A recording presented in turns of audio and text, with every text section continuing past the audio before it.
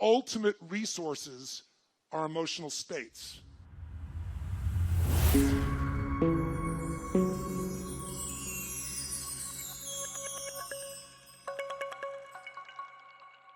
Let's talk about what nobody wants to talk about. Who here has ever failed? Who's here has failed miserably at something you wanted to achieve? Say I. Who's done this more than once? Say I. When you failed, why did you fail?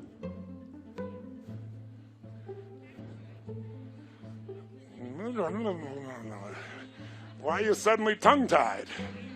Come on, tell you what.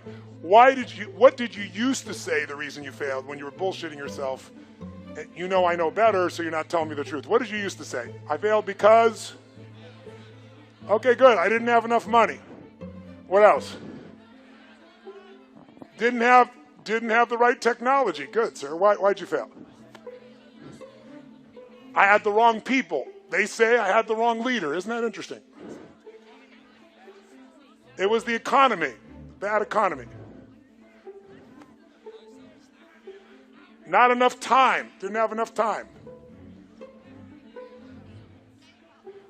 Now, I asked this question for the first time about 7 years ago. I was at this place called TED. Anybody watching those TED videos? And TED didn't have a website or anything at that stage. It was a very small program. It was done for about 800 people in Silicon Valley, most of them billionaire investors, the founders of Yahoo, the founders of Apple, the founders of a whole series of companies. And I was brought in, and they say you got 18 minutes, which my shortest seminar is 4 fucking days. So I'm like, you gotta be kidding me. And then before they introduced me, the guy who was introducing me wasn't the guy who invited me. He was an English guy. We're good friends today. But back then he didn't know who I was. He thought I was a motivator. So he got up and he said, first thing he said to me before I went out there, goes, nice to meet you. Don't have people do that jumping shit I heard you do. So he wants me to take these dead people and leave them dead in this dark room sitting. And I watched before I got up to speak, and there was a woman who was a genius, and she was teaching string theory, which is one of the most complex things on earth. And they gave her 18 minutes, and people were shuffling their feet, and at the end, they didn't even clap for her. They were assholes. They all thought their shit didn't stink. These are all the achievers of the world. So I walk out there, and the introduction he gives me is Tony Robbins is like a motivator, and he's helped a lot of sports people, so maybe you can, create some energy here. He had a very publicized divorce a few years ago. I couldn't fucking believe it. He really did say that. If you watch the TED video, he cut that out because he's embarrassed. So I got up afterwards and I said, God, it's a privilege to be here. I said, I didn't know that my divorce is very publicized, but my ex-wife is very happy. She has tens of millions of dollars, but I didn't come about that. I came to serve you. And then I was trying to figure out how to engage this room, so I asked them a question just asked you. I said, who here has ever failed? And no one raised their hand in the whole fucking room. So I paused and I said, I know you're out there. I can hear your hearts beating. Who here has ever failed? And I demanded an answer, and then a few people raised their hand. I said, who here has ever failed? And now they started complying. So I said, great. When you failed, why did you fail? And they said all the things you said. Didn't have enough time, didn't have the right technology, didn't have the money, didn't have the contacts, had the wrong people. The people said we had the wrong leader, right? And then this voice in the darkness, the whole room was pitch black, says, I didn't have enough Supreme Court justices. And I looked down, and it's Vice President Al Gore, who you probably don't know much about American politics, but he and Bush Jr., they tied, basically, and it had to go to our Supreme Court to decide who's going to be it, and he lost. And when he said that, we were in Northern California, which is all Democrats, would have been supporters of his. They all stood up and gave him a standing ovation when he said this. And when they stopped the standing ovation, I said, that's one way to try to explain why you didn't become president of the United States. But I wouldn't say it's an accurate one. And there was this pause, like, what the fuck is he about to say? And I said, because let's just do this logically. Everything you people have told me, I didn't have the technology, I didn't have the right contacts, I didn't have the time, I didn't have money. Everything you've told me, I didn't have enough Supreme Court justices, those are resources.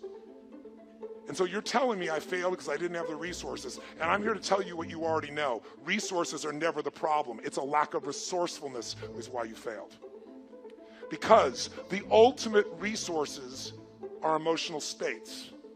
If you're creative enough, can you find the answer? Yes or no? If you're determined enough, can you find the breakthrough? Yes or no? If you're passionate, loving enough, can you get someone to help you? Yes or no? If there's no way that you're committed, can you find the money even if you don't have it? Yes or no? So I said creativity, decisiveness, passion, honesty, sincerity, love. These are the ultimate human resources. And when you engage these resources, you can get any other resource on earth. And I said, so you told me all the resources you're missing and you hypnotize yourself into believing that you don't have what you want because you don't have the resources, when the most successful people in history had no resources, but they were incredibly resourceful, so they got the resources. Resourcefulness is the ultimate resource. And if you don't have what you want, stop telling yourself the story because you don't have the money, you don't have the time. That's bullshit. It's because you haven't committed yourself where you would burn your boats. If you want to take the fucking island, burn your fucking boats. And you will take the island because people, when they're going to either die or succeed, tend to succeed. But most of us give ourselves a way out, and that's why we don't have what we want. So if you and I really want to know what's going to take to get your dream and make it real, it's to stop all the things you told yourself that aren't. And I'm here to tell you what I said at the top of our discussion. 80% of success is psychology and 20% is mechanics. That's true of running your business. That's true of your intimate relationship. That's true of your body. That's true in your level of happiness. So you got to know the 20% because that gives you the edge, right? Those strategies. But you got to know the psychology. If you're in business right now, there's a few things. The chokehold, since, again, how many own a business? So I'm real clear. Really do own a business. You're not thinking about it, you own one. Raise your hand so I can see. Shit, most of you, I'm impressed. So if you own your business, I'll tell you right now, the chokehold on the growth of your business is you. It is not your people. It is the leader of this organization. The leader is the chokehold. And the chokehold comes in one of two forms. Your psychology. You think you've tried everything. You've tried everything but what fucking works. Who knows what I'm talking about here, right?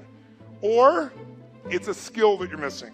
Like you really are incredible at writing code, but you don't know shit about accounting and finance, and it's eating your business alive.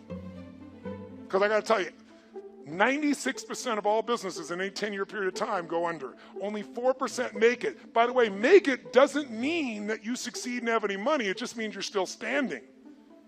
4%. And by the way, after 10 years, you're set, right? There's no more challenges.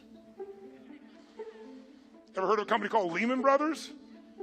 Right? 100-year-old company. If you took their gross revenues and added them up, it'd be $1 trillion over the decades. $1 trillion with a T, and they're no longer here. That's how competitive the world is today. So if you got in a business and you're in it right now, I love you, I respect you as a brother or sister, and I know you're a crazy son of a bitch just like me. You have to be. Who gets in a sport where the longer you play, the more likely you die? You're a gladiator if you're in business. A gladiator goes out there and they know every time I go out I can die, and the longer I stay in the game, the more likely I die, but every day they go out to win. That takes an incredible psychology. But in that psychology, we bump onto limits, and that's what you got to shift. And if your psychology is solid, then you got to say, where are the skills I'm missing? Because that's equally important. If you don't know how to market in the world we're in today, if you don't know the cutting edge of marketing, I'm only here today. I have the privilege to be with you here. How many of you are in this room because you listened to an audio, you read a book, or a friend? Let me separate. How many are here because you read an audio, read a book, or listened to an audio, and that created the basis for you to want to be here? How many are here because somebody told you got to go see this guy? Let me see your hands. You saw that. Let me see your hands nice and high so you can look around the room. So about 85% of the room. I created a brand, and that's why I have the privilege to serve you. But that brand came because I realized early in my career, I get the best ideas in the world, but they're going to die on my lips unless I can market them, unless I can build a brand. It is the most important thing today because the world is made up of commodities. The world is so competitive. If you're a commodity, if you're a race for the lowest price, you will be out of business within 10 years, probably more like 2 to 5. You have to have something that separates you from everybody else on earth, and until you find out that something, you will be stressed and you will be struggling. But everybody has it, or anybody can create it. That's my expertise. My companies, I started with 0. We do more than 5 billion with a B per year, my companies, combined. How the fuck did you do that when it's not even your focus?